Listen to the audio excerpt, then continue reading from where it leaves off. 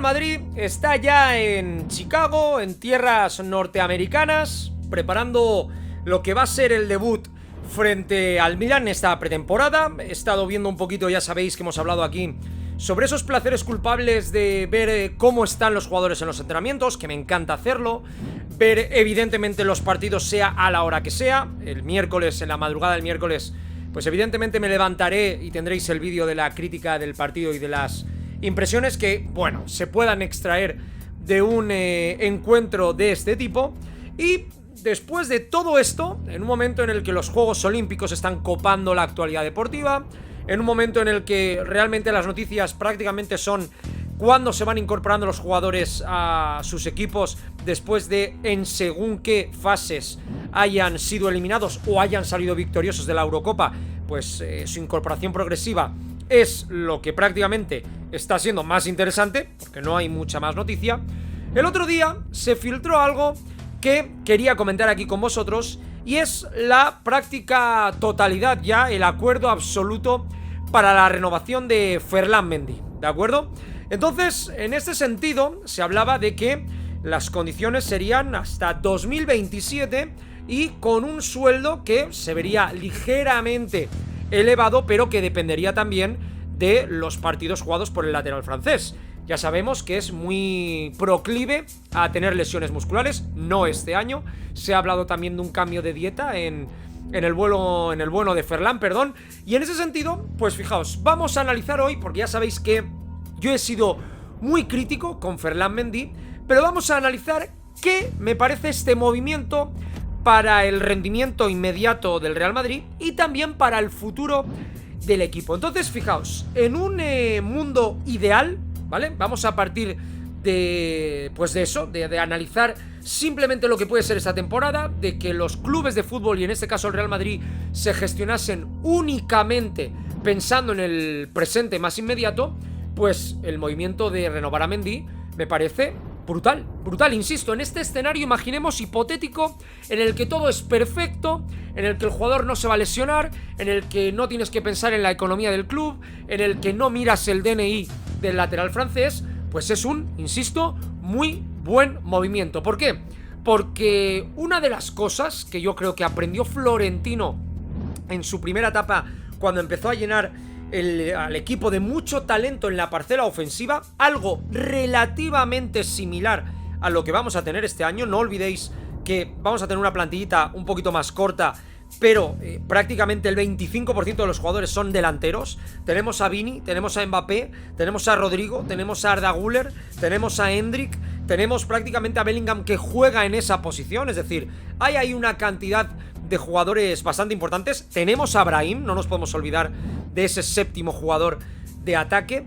Entonces, claro, en ese sentido, reforzar al equipo con un lateral tremendamente bueno a nivel defensivo, porque ya sabemos que la aportación de Mendy en ataque es prácticamente nula, pues es un movimiento muy inteligente. Tú vas a tener por la banda izquierda ya sea a Vinicius o a Mbappé en prácticamente todos los partidos, quizá al brasileño menos, pero vamos a ver cómo evoluciona su compromiso y su actitud defensiva una vez vea que en el equipo hay gente que no se va a implicar tanto, porque Mbappé no se va a implicar en tareas defensivas. A poco que hayáis visto el PSG estos últimos años, e incluso con Luis Enrique, al que se supone que se le daba todo el poder deportivo, pues él en rueda de prensa salía todo el rato a hablar de las bonanzas y de las bondades de un Mbappé que presionaba, pero tú te veías los partidos y el pobre no presionaba. Muchas veces se olvida, como hacía también Cristiano, no lo voy a criticar, son grandes jugadores, como lo hacía el propio Messi, pero claro, sea por una cosa o por otra, tener a un lateral defensivo de ese nivel en el equipo, sabiendo que muchas veces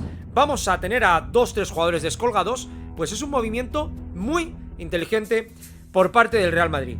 Y a partir de aquí, esto es el escenario, insisto, idílico. Pero claro, tenemos que analizar también cómo es este movimiento en un club como el Real Madrid, que no tiene los petrodólares detrás, que tiene que ajustar sus cuentas, que tiene que hacer movimientos clínicos, que tiene que hacer operaciones, pero vamos, quirúrgicas, de saber dónde exactamente gastar el dinero. No estamos aquí para vilipendiarlo. De ahí, por ejemplo, la política de renovación de año a año a aquellos jugadores que superan la treintena. Y claro, en ese sentido, el movimiento del Real Madrid, pues sí que me extraña un poquito más. ¿Por qué?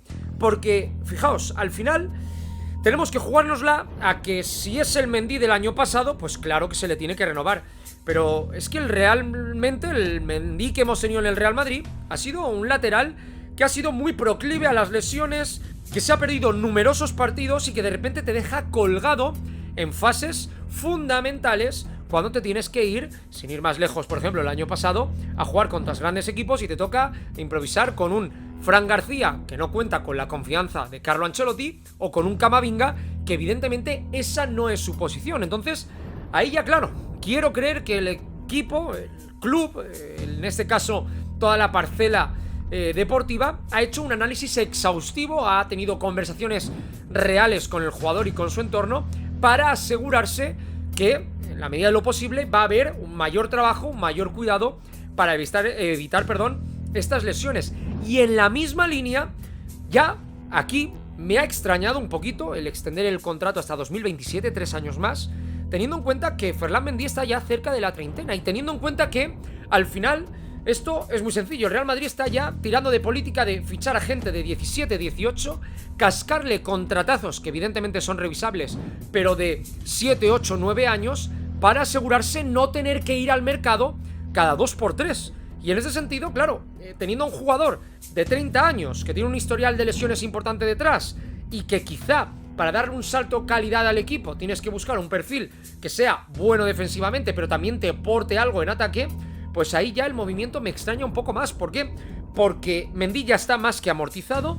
Mendy, evidentemente, con la edad que tiene, pues es el momento, nos guste o no, de dar el paso, porque ya sus 3-4 mejores años de su carrera, si lo vendes y fichas a otro lateral, no los va a dar en otro equipo. Es decir, no es una pérdida de un jugador con 23 que dices, madre mía, he hecho esta apuesta y de repente brilla otros 7-8 años más a primer nivel en otro equipo. No, con Mendy eso no va a ocurrir.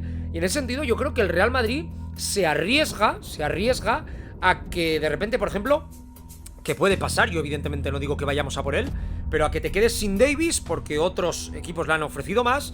Y claro, de repente te sale mal lo de Mendy. Con 30 años, no puedes esperar a que se pierda un año más, porque no tiene 22 para tener 7 años de su carrera, ya está en el tramo, entre comillas, ¿de acuerdo? Final, y claro, te vas al mercado y ¿qué encuentras? ¿Qué encuentras de lateral izquierdo en este fútbol actual por el que te van a pedir, pues mínimo 70, 80 millones por cualquier medianía? Es que prácticamente ya no puedes ir a encontrar un lateral izquierdo de un nivel medio por 15, 20 millones. Eso ya ha desaparecido en el fútbol actual. De hecho, todos los movimientos se producen con finalizaciones de contrato, con cláusulas que tienen fecha de caducidad y que reducen mucho el precio de los jugadores. Prácticamente ya ninguno se pone en rebeldía para forzar las negociaciones.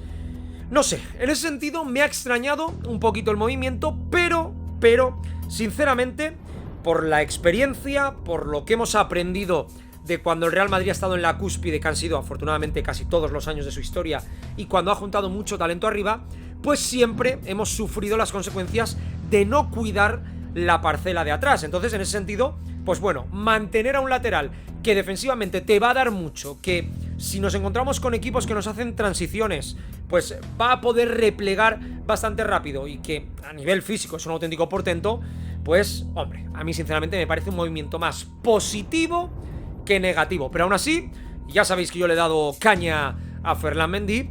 Quiero saber vuestra opinión. Si está, repito, en un escenario idílico e inmejorable como el año pasado, pues evidentemente es una renovación segura, pero me genera ciertas dudas que, claro, si de repente te sale mal la jugada, ¿a dónde y a por quién vas en este mercado futbolístico? Así que lo dicho, quiero saber qué opináis vosotros de este movimiento, si os parece una buena renovación, y nos vemos en el próximo vídeo.